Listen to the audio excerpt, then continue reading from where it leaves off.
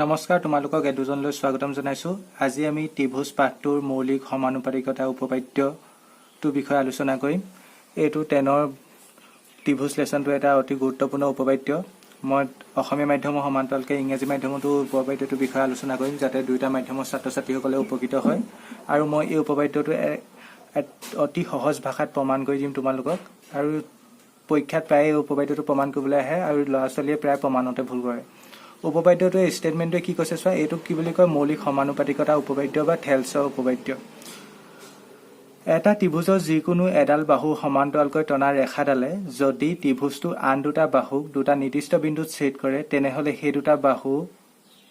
একে অনুপাততে বিভক্ত হ'ব। মানে কি ক'লে, যিকোনো এটা ত্ৰিভুজ আছে ধৰি লোৱা আৰু আমাক কৈছে সমান্তৰাল ৰেখা। সমান্তৰাল ৰেখা মানে কি, যিবোৰ ৰেখা দুডাল ৰেখা সমান্তৰাল ৰেখা বুলি ক'ব যদিহে সিহঁতে কেতিয়াও কটাকটি নকৰে। ধৰি লোৱা এডাল ৰেখা এডাল আৰু এডাল ৰেখা গৈ আছে, ধৰি লোৱা সিহঁতে কেতিয়াও কটাকটি নকৰে, তেনেহ'লে এই দুডালক কি বুলি ক'ব, সমান্তৰাল ৰেখা। এতিয়া ইংলিছত এই ষ্টেটমেণ্টটো কি কৈছে থিয়ৰমটোৰ, if a line is drawn parallel to one side of a triangle to intersect the other two sides in distinct point, the other two sides are divided in the same ratio. এটা triangle আছে, ট্ৰাইংগুলটো এটা সাইডৰ প্যাৰেলেলকে আমি এডাল line draw কৰিছো। সেই লাইনডালে যদি আন দুটা সাইডক দুটা ডিস্টিংক্ট পইণ্টত ছেদ কৰে মানে ইণ্টাৰছেক্ট কৰে তেনেহলে সেই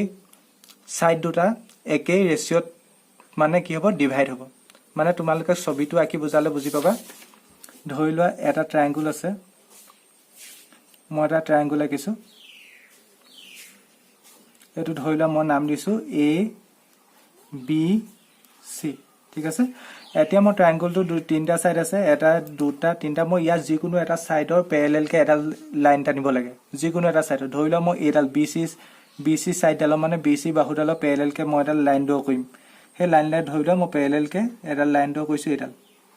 আৰু মই নাম দিছো ডি। মই কি কৰিলো,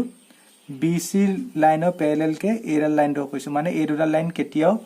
ইণ্টাৰছেক্ট নকৰে, মানে কেতিয়াও কটাকটি নকৰে, ঠিক আছে। মই হাতে আঁকিছো কাৰণে ছবিটো অলপ খেলি মেলি হ'ব পাৰে। এতিয়া চোৱা, এই প্যাৰেলেল লাইনডালে আন দুটা সাইড মানে কোনডাল সাইডৰ কথা কৈছে, এ বি সাইডডাল, এ বি বাহুডাল আৰু এ চি বাহুডাল দুটা পইণ্টত ডিস্টিংক্ট পইণ্টত কাটিছে। এটা কি ডি, আনটো কি ই। আমাক কি কৰিব কৈছে, আমাক উপপাদ্যটো মানে কি হ'ব বুলি কৈছে, এই সাইড দুটা মানে এই আনকেইটা সাইডৰ কথা কৈছে এ বি আৰু এ চি, সেই সাইডকেইটা একে অনুপাতত বিভক্ত হ'ব। একে অনুপাতত বিভক্ত হোৱা মানে একে ৰেচিঅ'ত ডিভাইড হ'ব। মানে ধৰি লোৱা ইয়াৰ পৰা ইয়াৰ A D by D B ইজুকেলটো কি হ'ব, এ ই বাই ই চি হ'ব। মানে এৰ পৰা ধৰি লোৱা ষ্টাৰ্ট কৰা, এৰ পৰা ডি লৈকে আহিলা, অনুপাত মানে ডিভাইডেড বাই, তাৰপৰা ডি পৰা বি লৈকে গ'লা, ক্লিয়াৰ, ইজুকেলটো কি হ'ব, এৰ পৰা ই লৈকে গ'লা, ডিভাইডেড বাই কি হ'ব, ইৰ পৰা চি লৈকে গ'লা। এইটো উপপাদ্যটো মেইন কথা এইটো কৈছে, ঠিক আছে। ইয়াত যদি তুমি সাইডডাল যদি ধৰি লোৱা এ চিৰ প্যাৰেলেলকে টানা, এনেকুৱাকে কাটিব, এটা ইয়াত কাটিব এটা ইয়াত কাটিব, তেতিয়া কি হ'ব, এইডোখৰ বাই এইডোখৰ ইজুকেল কি হ'ব, এইডোখৰ বাই এইডোখৰ। কথাটো বুজি পাইছানে? এতিয়া এই থিয়ৰমটো আমি প্ৰমাণ কৰিম, ঠিক আছে। প্ৰমাণ কৰিবলৈ প্ৰথম আমি কি লিখিব লাগে, মই অসমীয়া মাধ্যমতো কৰাম আৰু ইংলিছ মাধ্যমতো কৰাম। অসমীয়াত লিখিবা বিশেষ সূত্ৰ, ঠিক আছে। মই ইংলিছ মাধ্যমৰ ছাত্ৰ ছাত্ৰীসকলৰ কাৰণে কৈ দিম ধুনীয়াকৈ। বিশেষ সূত্ৰত কি লিখিম, চিত্ৰত ত্ৰিভুজ এ বি চিৰ, মই ত্ৰিভুজটো কি লৈছো, এ বি চিৰ বি চি বাহুৰ, কোনডাল বাহুৰ মই সমান্তৰালকে টানিছো, বি চি বাহুৰ, হয়নে? বি চি বাহুৰ সমান্তৰালকৈ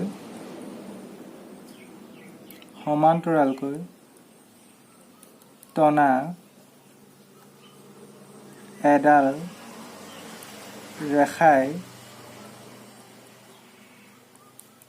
ৰেখা ডি ই এ, সমান্তৰালকৈ টনা ৰেখাডালৰ নাম কি, ডি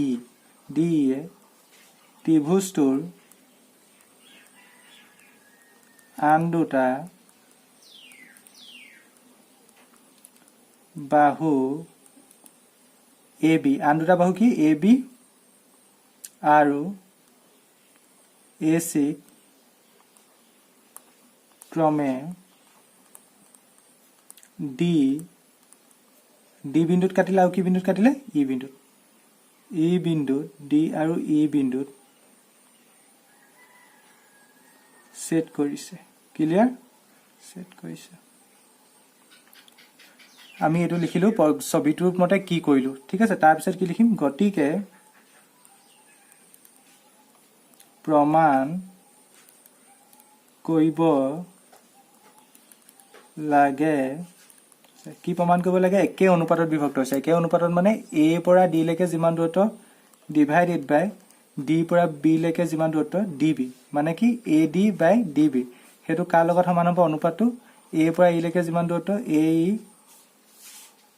বাই কি হ'ব ec এটো বহুত প্ৰয়োগ আছে এটো উপবাদ্যৰ ওপৰত এটা অনুশীলনী আছে তোমালোকৰ ঠিক আছে এটি এই কথাখিনিকে যদি তুমি ইংলিশত কোৱা ইংলিশত কলে কি হ'ব ইংলিশ মিডিয়ামৰ ছাত্ৰ ছাত্ৰীসকলে লিখি লোৱা ই proof বুলি লিখিবা proof বুলি লিখি কি লিখিবা proof লিখিবা in triangle ABC a line parallel to side ki side of parallel BC side BC intersects other two sides AB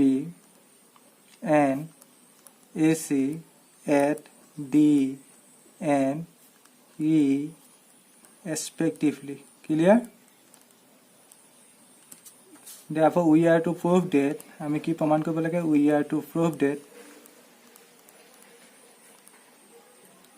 কি proof কৰিব লাগে ইয়াৰ ৰেশিওটো মানে AD by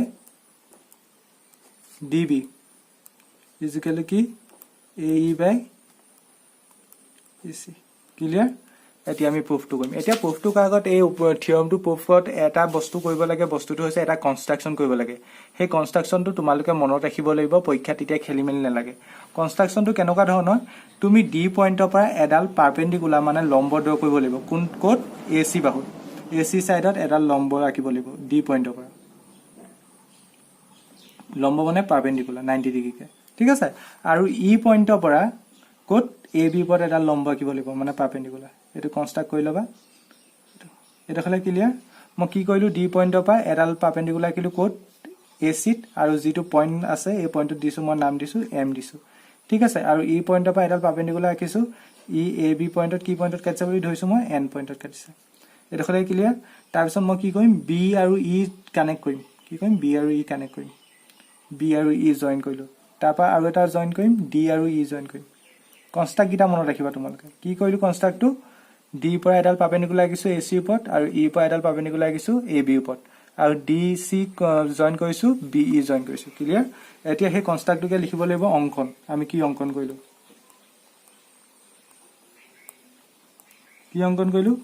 BE আৰু CD সংযোগ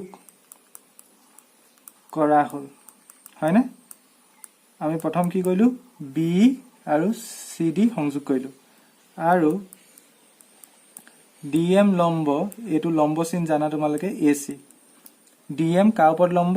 AC ওপৰত লম্ব এই গুটেটা লগত আৰু EN লম্ব AB অঙ্কন কৰা হল ক্লিয়াৰ EN ডাল কা ওপৰত লম্ব AB অঙ্কন কৰা হল এটাকে ইংলিশত লিখিলে কি হ'ব কনস্ট্ৰাকচন কি হ'ব কনস্ট্ৰাকচন কনস্ট্ৰাক্ট কি কৈছো আমি let us join BE CD মই কি জয়েন কৰিছো BE আৰু CD জয়েন কৰিছো and then draw তাৰপিছত কি draw কৰিছো DM perpendicular AC and EN perpendicular এটা হলে ক্লিয়াৰ আমাক কি কৰিলো বিশেষ সূত্ৰ লিখিলো তাৰপা অঙ্কন লিখিলো এতিয়া আমি মেইন প্রুফটো লাগবে মেইন প্রুফটোলে আগবাঢ়ো এতিয়া মই একদম সহজ ভাষাত প্রুফটো কৈ দিম তোমালোকে প্রুফটো কৰোতে তোমালোকক এটা উপবাদ্যৰ প্ৰয়োজন হ'ব এটো ক্লাস 9 এটা উপবাদ্য লাগিব ক্লাস 9 তোমালোকে পঢ়িছিলা এটা উপবাদ্যটো হৈছে একে ভূমি আৰু একে সমান্তৰাল সৰলৰেখাৰ মাজত থকা ত্ৰিভুজৰ কালি সমান উপবাদ্যটো কি একে ভূমি আৰু একে সমান্তৰাল সৰলৰেখাৰ মাজত থকা ত্ৰিভুজৰ কালি সমান মানে উপবাদ্যটো কি কৈছে চোৱা ধৰি লোৱা তোমাৰ যদি এডাল ভূমি আছে ঠিক আছে এই ভূমিডালৰ ওপৰত ধৰি লোৱা দুটা ট্ৰায়াঙ্গল আছে আৰু সেই ট্ৰায়াঙ্গল কেইটা যদি একে সমান্তৰাল সৰলৰেখাৰ মাজত থাকে ধৰি লোৱা এইডাল সৰলৰেখা এইডাল সমান্তৰাল সৰলৰেখা তেনেহলে এই ট্ৰায়াঙ্গল কেইটা এৰিয়া কি হ'ব সমান হ'ব ঠিক আছে এতিয়া উপপাদ্যটোকে লিখিলে কি হ'ব যিহেতু একে ভূমি আৰু একে সমান্তৰাল সৰলৰেখাৰ মাজত থকা ত্ৰিভুজৰ কালি সমান এতিয়া তুমি এটোকে ইংলিশত লিখলে কি হ'ব ইংলিশত মই কৈ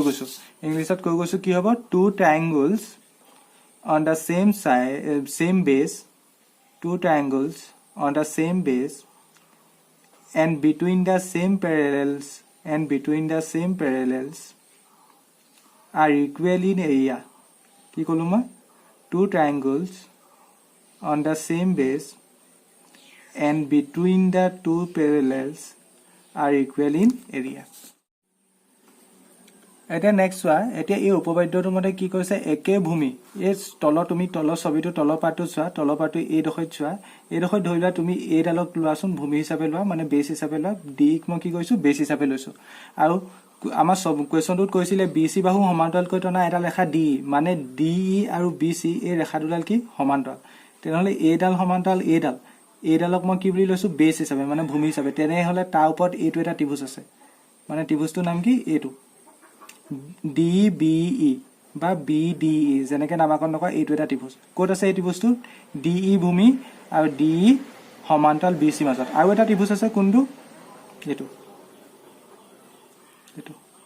DEC হেতু DE ভূমি আৰু সমান্তৰাল ৰেখা কি DE সমান্তৰাল BC মাজত আছে এই দুডাল সমান্তৰাল আৰু ভূমি কোনডাল এইডাল তাৰ মাজত এইফালে এইটো ত্ৰিভুজ আৰু এইটো ত্ৰিভুজ আছে তাকে লিখিব লাগে DE ভূমি আৰু DE সমান্তৰাল BC ৰ মাজত DE সমান্তৰাল কি BC ৰ মাজত ট্ৰায়াঙ্গল কি আছে ট্ৰায়াঙ্গল বুলি কলো BDE হয়নে BDE আৰু ট্ৰায়াঙ্গল DEC অৱস্থিত কি কলো তেন্তে মই DE ভূমি আৰু DE সমান্তৰাল BC ৰ মাজত ট্ৰায়াঙ্গল BDCE আৰু ট্ৰায়াঙ্গল DEC অৱস্থিত এটোকে ইংলিশত ক'লে কি হ'ব ইংলিশত ক'লে হ'ব ট্ৰায়াঙ্গল BDE and triangle DEC are on the same base dal ki DE and between the same parallels BC and D clear BC and D এতিয়া তেনেহলে আমি ওপৰৰ উপপাদ্যটো মতে তেনেকে যদি থাকে মানে একে ভূমি আৰু একে সমান্তৰাল সৰলৰেখাৰ মাজত যদি থাকে তেনেহলে ত্ৰিভুজ কেইটা কি হয় এৰিয়া মানে কালিটো সমান হয় ওপৰৰ উপপাদ্যটো পঢ়িছিল এটো ক্লাস 9ত আছিল তেনেহলে কি হ'ব এই ত্ৰিভুজটোৰ কালি আৰু এই ত্ৰিভুজটোৰ কালি কি হ'ব পৰস্পৰৰ সমান হ'ব মানে কালি কেইটা সেম হ'ব এটাকে কালি কি হ'ব BDE মানে এইটো ত্ৰিভুজৰ কালি ইজ ইকুৱেল টু কালি DEC এটো হলে ক্লিয়াৰ এটোক মই সমীকৰণ দিছো 1 মই কি কইলো এই উপপাদ্যটো মতে কি পালুগৈ তেন্তে কালি BDE আৰু কালি DEC ইকুৱেল টু এটো সমীকৰণ 1 দিছো এটোকে ইংলিশত লিখিলে কি হ'ব এৰিয়া মানে AR BDE is equal to AR কি বুঝা এৰিয়া DEC এটো ইকুৱেশ্যন 1 ক্লিয়াৰ এটা নেক্সট আমি কি কৰিম এতিয়া ইংলিশত লিখিলে লিখিবা নাও ঠিক আছে এতিয়া আমি কি কৰিম চোৱা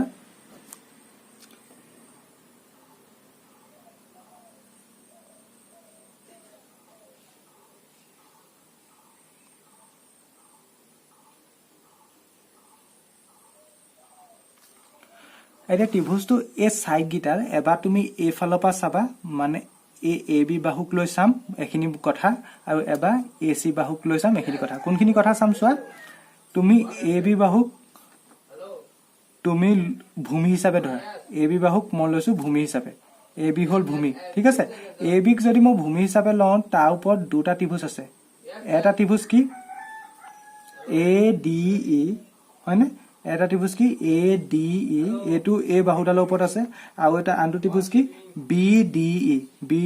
ই ত্ৰিভুজটো এইফালে এই সাইডটোৰ ওপৰত আছে এই সাইডৰ ওপৰত দুটা ত্ৰিভুজ আছে এটা এটো ক্লিয়াৰ ঠিক আছে হেতুকে মই এতিয়া লিখিম কি লিখিম কিহতৰ কালি অনুপাতটো লিখিম কালি কোনটো ত্ৰিভুজৰ কালি এ ডি ই কালি A D E divided by কালি বি ডি ই ইংলিছত লিখিলে লিখিবা এয়া ঠিক আছে আমি কালিৰ ফৰ্মুলাটো জানো তোমালোকে এয়া ফৰ্মুলাটো পঢ়ি আহিছিলা এয়া ফৰ্মুলাটো কি ত্ৰিভুজৰ এয়া ফৰ্মুলাটো হাফ ইনটু ভূমি পূৰণ উন্নতি হয়নে হাফ ইনটু ভূমি পূৰণ উন্নতি ইংলিছত লিখিলে হাফ ইনটু বেস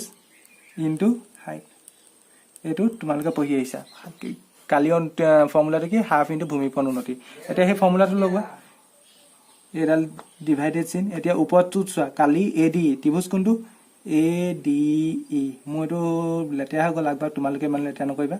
এইটো ত্ৰিভুজ এ ডি ত্ৰিভুজত প্ৰথম কি হ'ব হাফ ইনটু ভূমি ঠিক আছে ভূমিক ধৰিলা তুমি এডালক ভূমি হিচাপে ল'ব কৈছো নহয় এইফালে বাহুডালক তেনেহলে এ ডি কাৰণে ভূমি কি হ'ব এ ডি হ'ব হয়নে হাফ ইনটু এ ডি পূৰণ উন্নতি ইয়াৰ ওপৰত পাৰ্পেণ্ডিকুলাৰকে থকাটালে কি হ'ব উন্নতি বা পাৰ্পেণ্ডিকুলাৰ হ'ব ভূমি মানে বেস ললো কি মই এ ডি এতিয়া পাৰ্পেণ্ডিকুলাৰ মানে উন্নতি কোনডাল হ'ব এন ই বা ই এন হ'ব হয়নে কাৰণ ইয়াৰ ওপৰত পাৰ্পেণ্ডিকুলাৰ এডালে কি লিখিম তেনে ই এন ক্লিয়াৰ এটা তলটোত চোৱা তলটোত কালি বি ডি কাৰণে কি হাফ প্ৰথম আহিব হাফ ইনটু ভূমি কি হ'ব মই এইফালৰ সাইডটো ল'ব কৈছো না এইফালৰ সাইডটো ল'লে ভূমি কি হ'ব মানে বেস কি হ'ব বি ডি হ'ব বেস বি ডি বা ক'ব গ'লে কি হ'ব ডি বি বেস কি ল'ম মই ডি বি পূৰণ ইয়াৰ ওপৰত পাৰ্পেণ্ডিকুলাৰ কোনডাল এই বেসডালৰ ওপৰত পাৰ্পেণ্ডিকুলাৰ লাইনডাল চোৱা এই বেসডালৰ ওপৰত পাৰ্পেণ্ডিকুলাৰ লাইন কোনডাল এই বেসডালৰ ওপৰত পাৰ্পেণ্ডিকুলাৰ লাইন কোনডাল ই এন কাৰণ এই বেসডালৰ ওপৰত ই এন ডালে পাৰ্পেণ্ডিকুলাৰ আৰু এই বেসডালক বহাই দিয়াত এইডাল ই এন পাৰ্পেণ্ডিকুলাৰ হৈছে ইয়ালে তুমি এন পাৰ্পেণ্ডিকুলাৰ টানিব নোৱাৰা এইডালক বহাব লাগিব বহাই পেলে যিডাল পাৰ্পেণ্ডিকুলাৰ পালো সেইডাল এই বেসডালৰ পাৰ্পেণ্ডিকুলাৰ হ'ব মানে এই বেসডালৰ মানে এই ভূমিডালৰ পাৰ্পেণ্ডিকুলাৰ কি হ'ব ই এন হ'ব ঠিক আছে এতিয়া চোৱা এই ওপৰটোতো ই এন আছে তলটোতো ই এন আছে E N cancel half cancel থাকিলে কি তেন্তে এ ডি বাই কি থাকিলে ডি বি ক্লিয়াৰ এটো হল ইকুৱেশ্যন এক দিছিলো ন এটো হল 2 হল এডখৰলৈকে বুজি পালা এতিয়া চোৱা আৰু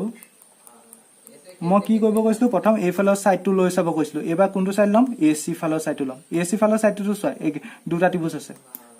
এটা এটো এ ডি ই হয়নে এ ডি ই আৰু আনটো কোনটো এটো ডি ই সি হয় ডি ই সি তেনেহলে লিখা কালি একে ধৰণে অনুপাতটো লিখিম কালি A D E divided by কালি কি লিখিম ডি ই সি এইটো মই সহজ ভাষাত বুজাবলৈ চেষ্টা কৰিছো তোমালোকে ধুনীয়াকে ভিডিওটো চাবা তেতিয়া বুজি পাবা এতিয়া চোৱা কালি এ ডি কাৰণে কি হ'ব হাফ ইনটু ভূমি মানে বেস কি এবাৰ এইফালৰ সাইডটো মানে এ সি কাৰণে এ সি বেস কোনডাল হ'ব এতিয়া এ ডি ই ত্ৰিভুজটো কাৰণে এ ই বেস হ'ব এ ইনটু উন্নতি এইডালৰ ওপৰত পাৰ্পেণ্ডিকুলাৰকে কোনডাল আছে এইডালৰ ওপৰত পাৰ্পেণ্ডিকুলাৰ কোনডাল লম্ব কোনডাল D A divided by half into এবাৰ ডি ই সি ত্ৰিভুজৰ কাৰণে ডি ই সি কাৰণে ভূমি কোনডাল এইডাল এইফালৰ পৰা চাব কৈছো না এইফালৰ পৰা ভূমি কোনডাল হ'ব ই সি ক্লিয়াৰ ইয়াৰ ওপৰত পাৰ্পেণ্ডিকুলাৰ কোনডাল ইয়াৰ ওপৰত পাৰ্পেণ্ডিকুলাৰ আগতো নিচা একে যদি এইডালক মই বহাই দিওঁ এনেকে তেতিয়া এইডাল পাৰ্পেণ্ডিকুলাৰ হ'ব ডি এম এতিয়া ওপৰটো ডি এম আছে তলটো ডি এম আছে কেনসেল হাফ কেনসেল মই কি পালোগৈ তেন্তে এ ই বাই ই সি এইটোক তুমি ইকুৱেশ্যন 2 নিদিবা কেলে নিদিবা চোৱা এতিয়া চোৱা দিছ ইমপ্লাইজ ডেট তুমি ধৰি লোৱা কালি ওপৰটোক সেম ৰাখিব দিলা কালি এ ডি ই থাকিব দিলা ঠিক আছে ডিভাইডেড বাই এতিয়া চোৱা কালি ডি ই সি জেগাত মই আগতে সমীকৰণ 1ত বস্তু এটা পাইছিলো সমীকৰণ 1ত কি বস্তু পাইছিলো স্যাৰ কালি ডি ই সি আৰু কালি কি সমান বি ডি ই সমান কালি DEC লগত কি সমান কালি BDE তেনেহলে মই কালি DEC জেগাত কালি BDE লিখিব পাৰিম নে পাৰিম তেনেহলে মই কালি DEC জেগাত কি লিখিম কালি কি লিখিম BDE